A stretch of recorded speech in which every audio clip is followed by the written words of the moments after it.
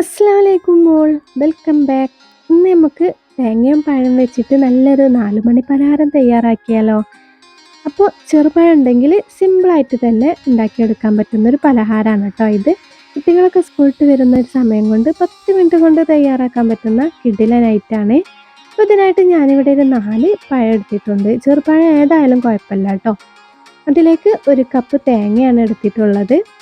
ഇനി ഇവ രണ്ടും കൂടി ഒരു മിക്സിയുടെ ജാറിലേക്ക് ഇട്ട് കൊടുത്തിട്ട് നല്ലതുപോലെ ഒന്ന് അരച്ചെടുക്കാം. ഇനിയിപ്പോൾ ഇതിന് പകരം നേന്ത്രപ്പഴം ആയാലും കുഴപ്പമൊന്നുമില്ല. കൂടുതൽ ടേസ്റ്റ് കിട്ടുന്നത് ഈ ഒരു ചെറുപഴം വെച്ച് ചെയ്യുമ്പോഴാണ് കേട്ടോ. ഇനിയിപ്പോൾ ഇതൊന്ന് അരച്ചെടുക്കാം. അരച്ചെടുക്കുന്ന സമയത്ത് വെള്ളം ചേർക്കേണ്ട ആവശ്യമൊന്നുമില്ല. ഈ ഒരു പരുവത്തിലാണ് അരച്ചെടുത്തിട്ടുള്ളത്.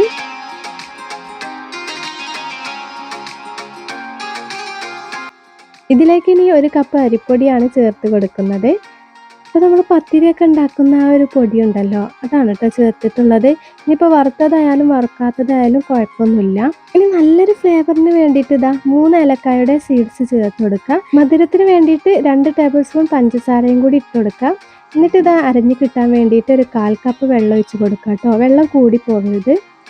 അപ്പോൾ അരക്കുന്നതിന് മുമ്പ് ഇതുപോലെ ഒരു സ്പൂൺ വെച്ചിട്ടൊന്ന് മിക്സാക്കി കൊടുക്കുന്നുണ്ട്. അതിനുശേഷം നല്ല പേസ്റ്റ് ആക്കിയിട്ട് തന്നെ അരച്ചെടുക്കാം.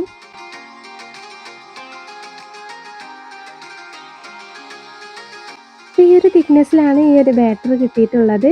ഇനി ഇതൊരു ബൗളിലേക്ക് മാറ്റി കൊടുക്കാം. ഇതിലേക്ക് കുറച്ചുകൂടി വെള്ളത്തിൻ്റെ ആവശ്യമുണ്ടെങ്കിൽ നിങ്ങൾക്ക് ചേർത്ത് കൊടുക്കാം കേട്ടോ. ഈ ഒരു സമയത്ത് എനിക്കിപ്പോൾ ഇത്രയും വെള്ളത്തിൻ്റെ ആവശ്യം വന്നിട്ടുള്ളൂ കേട്ടോ, അതുകൊണ്ട് ഞാൻ ചേർക്കുന്നില്ല. ഓരോരോ അരിപ്പൊടിക്കും ഓരോരോ മാറ്റം ഉണ്ടാവുമല്ലോ. അങ്ങനെ ഇപ്പോൾ എല്ലാം ഒരു ബൗളിലേക്ക് മാറ്റി കൊടുത്തിട്ടുണ്ട്. ഇനി ഇത് നല്ലതുപോലെ ഒന്ന് മിക്സാക്കി കൊടുക്കുക. അപ്പോൾ ഒന്നുകൂടി ഒന്ന് ലൂസായിട്ട് കിട്ടും.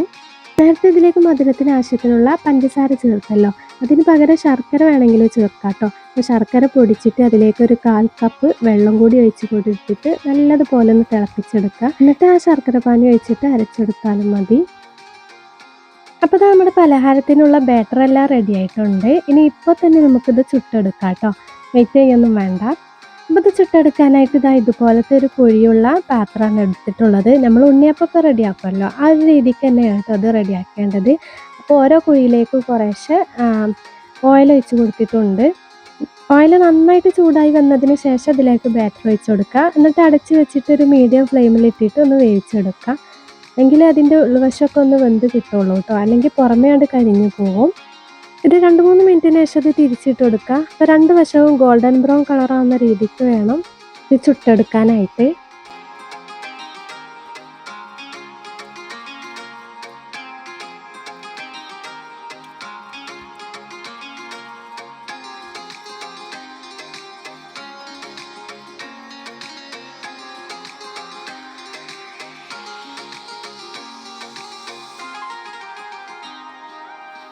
അപ്പോൾ നമ്മുടെ പലഹാരം ഇവിടെ റെഡി ആയിട്ടുണ്ട്. ഇനി ഇത് ഈ ഒരു പാത്രത്തിൽ നിന്ന് എടുത്ത് മാറ്റാം കേട്ടോ.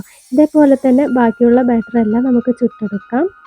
അപ്പോൾ ചെറുപഴമൊക്കെ പെട്ടെന്ന് തന്നെ കറുത്തു പോവുമല്ലോ, അപ്പോൾ അത് ഒഴിവാക്കാതെ ഇതുപോലത്തെ ഒരു പലഹാരം നമുക്ക് റെഡിയാക്കി എടുക്കാം കേട്ടോ. പെട്ടെന്ന് തന്നെ തയ്യാറാക്കി എടുക്കാൻ പറ്റുന്നൊരു പലഹാരമാണിത്. അപ്പോൾ എല്ലാവരും ഈ ഒരു റെസിപ്പി ട്രൈ ചെയ്യണം, തീർച്ചയായിട്ടും ഇഷ്ടപ്പെടും. ഇനിയിപ്പോൾ പഴം കഴിക്കാത്ത കുട്ടികളൊക്കെ ഉണ്ടെങ്കിൽ ഇതുപോലെ അവർക്ക് ഉണ്ടാക്കി കൊടുത്തു നോക്കൂ കേട്ടോ, തീർച്ചയായിട്ടും അവർ കഴിക്കും. അപ്പോൾ ഈ ഒരു റെസിപ്പി ഇഷ്ടപ്പെട്ടെങ്കിൽ തീർച്ചയായിട്ടും ലൈക്ക് ചെയ്യുക, ഷെയർ ചെയ്യുക, കമൻറ്റ് ചെയ്യുക. ചാനൽ ഇനിയും സബ്സ്ക്രൈബ് ചെയ്യാത്തവരാണെങ്കിൽ ഒന്ന് സബ്സ്ക്രൈബും കൂടി ചെയ്ത് സപ്പോർട്ട് ചെയ്യുക കേട്ടോ.